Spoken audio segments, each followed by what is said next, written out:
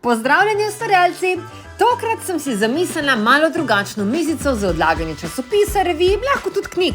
Ustvarjala bom iz te smrekove dile, ki jo bom prežagala na pol.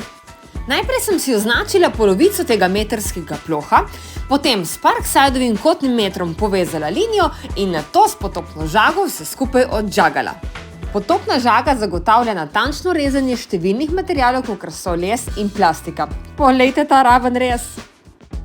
Naslednji korak je bil ta, da zarišem linije, ki jih bo potrebno ponovno zarezati, da se bo naš odlagalnik za časopise lahko spojil. Spet sem si pomagala s kotnim metrom, da sem ravno povezala zarisane črtice in nato žago zarezala po liniji.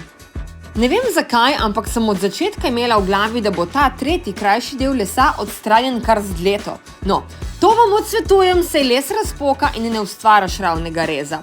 Zato sem se malo podučila pri sosedu mizarju. Za tisti kratek košček med dvema ozkima stranicama pa je potrebna ubodna žaga, ki gre polkrožno iz točke 1 v točko 2, ter nato ravno iz točke 2 v točko 3 in tako dobiš polno obliko.